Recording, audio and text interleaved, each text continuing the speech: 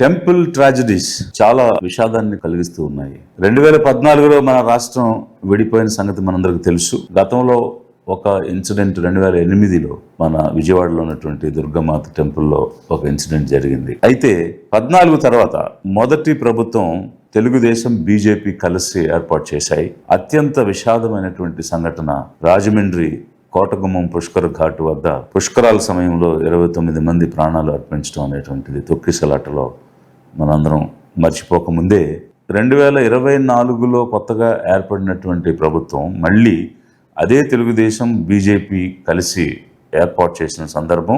వీరికి కొత్తగా self proclaimed Sanatani గౌరవ మంత్రి పవన్ కళ్యాణ్ గారు కూడా కలిసి నూతన ప్రభుత్వాన్ని ఏర్పాటు చేశారు. ఈ ప్రభుత్వం ఏర్పాటు అయినాక ఈ సంవత్సరం జనవరి 3న వైకుంఠ ఏకాదశి సందర్భంగా తిరుపతిలో 6 మంది చనిపోవటం తొక్కిసలాటలో. మళ్ళీ నిన్నగాక మొన్న ఏప్రిల్ 30న చందనోత్సవం సందర్భంగా సింహాచలంలో 8 మంది చనిపోవటం అనేటువంటిది రాష్ట్ర ప్రజలందరూ కూడా చూశారు. ఎందుకు ఇలా జరుగుతుంది? ఎందుకు భక్తుల ప్రాణాలకు రక్షణ లేకుండా పోయింది? కనీసం సక్సెసివ్గా ఇట్లాంటి ట్రాజడీస్ జరుగుతున్నటువంటి సందర్భంలో మరి ప్రభుత్వం ఎందుకు పటిష్టమైనటువంటి చర్యలు తీసుకోవడం లేదు, నివారణ చర్యలు తీసుకోవడం లేదు? భక్తుల ప్రాణాలకు రక్షణ కల్పించడంలో ఈ తెలుగుదేశం బీజేపీ ఇప్పుడు కొత్తగా వచ్చినటువంటి సనాతని జనసేన సరైనటువంటి చర్యలు తీసుకోవడం లేదు. మరి ఎటువైపు మనం ప్రయాణిస్తున్నాం అనేటువంటిది ఒకవైపు అయితే, మొన్న జరిగినటువంటి ఆ చందనోత్సవం సందర్భంగా జరిగిన మిషాప్ ట్రాజడీ ఏదైతే ఉందో దానిలో ఇది ప్రకృతి ప్రకోపం కాదు, పూర్తిగా మానవ తప్పిదం, అధికార వ్యవస్థ నిర్లక్ష్యం అనేటువంటిది చాలా స్పష్టంగా ఒక త్రిసభ్య కమిటీ నివేదిక ఇచ్చినటువంటి సందర్భంలో మనకు స్పష్టమవుతున్నటువంటి అంశం. అక్కడ ఏం జరిగింది అని అంటే 70 అడుగులు ఎత్తైనటువంటి గోడ నిర్మాణం జరిగింది. ఆ నిర్మాణానికి సంబంధించి కనీసం ఒక డ్రాయింగ్ లేదు, ఒక డిజైన్ లేదు, ఒక అప్రూవ్డ్ డాక్యుమెంట్ లేదు, ప్రాపర్ ఫౌండేషన్ పునాది లేదు, కట్టడానికి క్యూరింగ్ లేదు, నీళ్లతో తడిపినటువంటి పరిస్థితి లేదు. ఇదంతా ఒకవైపు అయితే, మరొక వైపు మరి ఆ గోడ నిర్మించడానికి గల కారణం అది జారిపోకుండా ఉండడానికి, అక్కడ ఎలాంటి ఒత్తిడి లేకుండా రక్షణ కలగడానికి ఒక రక్షణ గోడను కట్టితే ఆ కట్టిన గోడ మీద అనేక రకాలైనటువంటి ఒత్తిడులు రావడం, అక్కడ తవిని మట్టి అక్కడ ఉండడం, వచ్చిన వర్షం యొక్క నీరు నిల ఉండిపోవడం వల్ల ఆ నీరు ప్రెషర్ డెవలప్ అవ్వడం, వచ్చిన వర్షం వచ్చినట్టుగా వెళ్ళిపోవడానికి కావాల్సినటువంటి హోల్స్ని ఏర్పాటు చేయడం కానీ, పైప్స్ని పెట్టడం కానీ అలాంటి చర్యలు ఏమీ కూడా చేయలేదు. ఎన్నో సంవత్సరాలుగా ఉన్నటువంటివి ఆ అకాల వర్షాలకి నానిపోయి ఎక్కడ కూలిపోలేదు. నిన్నగాక మొన్న కట్టినటువంటిది కేవలం ఒక అధికార వ్యవస్థ నిర్లక్ష్యంతో జరిగినటువంటి తప్పిదం వల్ల గోడ కూలిపోయి ప్రాణాలు కోల్పోవడం అనేటువంటిది మనం చూసాం. మరి ఇలాంటివి జరుగుతున్నప్పుడు చర్యలు తీసుకోకపోగా కూటమి ప్రభుత్వం ముఖ్యంగా తెలుగుదేశం నాయకత్వంలో తన కమ్యూనిటీ వారికి ప్రాధాన్యత ఇవ్వడం, వాళ్ళ కమ్యూనిటీ అయితే వాళ్ళను రక్షించడం, వాళ్ళ మీద చర్యలు తీసుకోకపోవడం, తప్పు జరిగినా కూడా అనేటువంటిది స్పష్టంగా కనిపిస్తూ ఉంది. తిరుపతిలో జరిగిన ఇన్సిడెంట్లో 2 జేఈఓలు ఉంటే ఒక ఐఏఎస్ ఆఫీసర్ గౌతమి గారు వారి కమ్యూనిటీ కాదు కాబట్టి ఆమెను ట్రాన్స్ఫర్ చేశారు. ఇంకొక జేఈఓ ఐఏఎస్ కాకపోయినా కూడా వేరే రాష్ట్రం నుంచి తీసుకొని వచ్చిన చౌదరి గారిని మాత్రం ఎలాంటి చర్య లేకుండా అక్కడే కంటిన్యూ చేశారు. ఇక్కడికి వచ్చేసరికి పత్రికలో కథనాలు వచ్చాయి.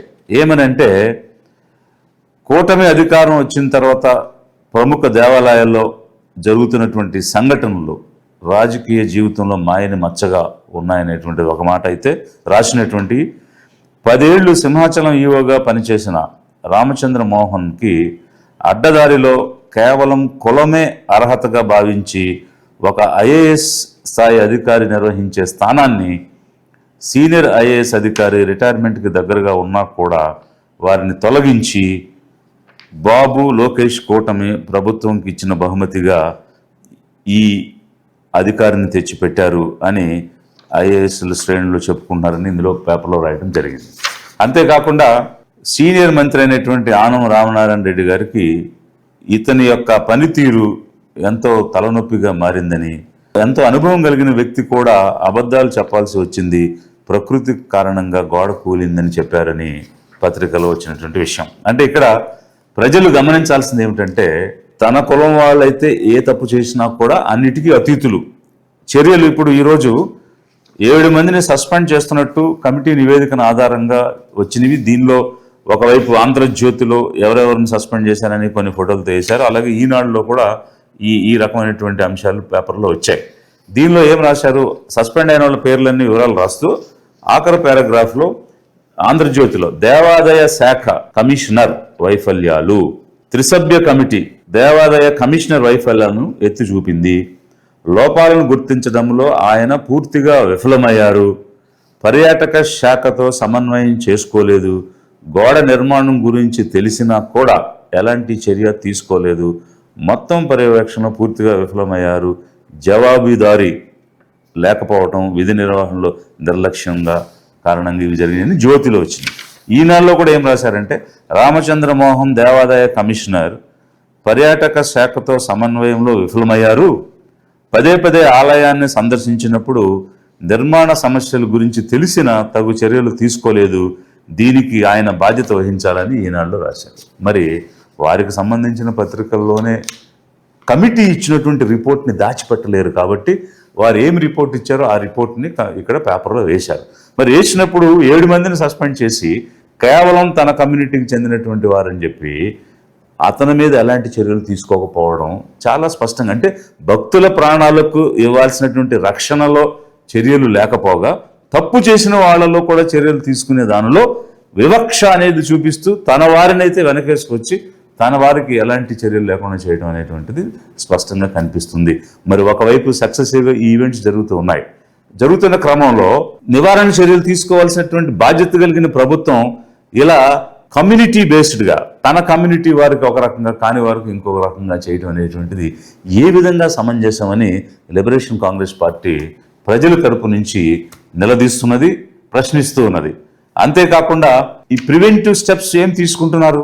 ఉదాహరణకి తొక్కిసలాట జరుగుతుంటే మరి క్రౌడ్ మేనేజ్మెంట్కి సంబంధించి కానీ డిజాస్టర్ మేనేజ్మెంట్కి సంబంధించి కానీ ఏవైనా ఒక ప్రివెంటివ్ స్టెప్స్ తీసుకున్నట్టు కానీ అందుకు సేఫ్టీ ఆడిట్ని, అంటే 10,000 మంది పైగా అక్కడ భక్తులు గుమికూడేటువంటి సందర్భం ఉన్నప్పుడు సేఫ్టీ ఆడిట్స్ ఏం చేశారు, దానికి సంబంధించిన ఏం చర్యలు తీసుకున్నారు అనే దాని మీద కూడా ఎలాంటి చర్యలు లేవు. అంతేకాకుండా సెల్ఫ్ ప్రొక్లైమ్డ్ సనాతని గౌరవ మంత్రి కళ్యాణ్ గారు లడ్డూ ప్రసాదంలో కల్తీ జరిగిందనేది నిర్ధారణ కాలేదు, కానీ సనాతన బోర్డు అయితే కావాలని చెప్పారు. అయితే మేము ఏం డిమాండ్ చేస్తున్నామంటే ఫెస్టివల్స్కి సంబంధించి ఒక కమిషన్ని ఏర్పాటు చేయాలి. ఎస్పెషల్లీ రిలీజియస్ ఈవెంట్స్ జరుగుతున్నప్పుడు 10,000 మంది పైగా ఎక్కడైనా గుమికూడే అవకాశం ఉంది అనుకున్నప్పుడు ఆ ఫెస్టివల్స్కి సంబంధించిన కమిషన్ ఒకవేళ ప్రత్యేకమైనటువంటి పోస్ట్ క్రియేట్ చేయలేకపోయినా డిజాస్టర్ మేనేజ్మెంట్ కమిషనర్నే ఫెస్టివల్స్ కమిషనర్గా డిజిగ్నేట్ చేసి ఆ ఫెస్టివల్స్ కండక్ట్ చేసేటప్పుడు ఆ కమిషన్ తీసుకోవాల్సినటువంటి సేఫ్టీ అంశాలను కూడా పరిగణలోకి తీసుకుని ప్రివెంటివ్ స్టెప్స్ తీసుకుని క్రౌడ్ మేనేజ్మెంట్ చేసి ఎలాంటి మరణాలు సంభవించకుండా ప్రభుత్వం చర్యలు తీసుకోవాలి అనేది లిబరేషన్ కాంగ్రెస్ పార్టీ ప్రభుత్వాన్ని డిమాండ్ చేస్తూ ఉన్నది.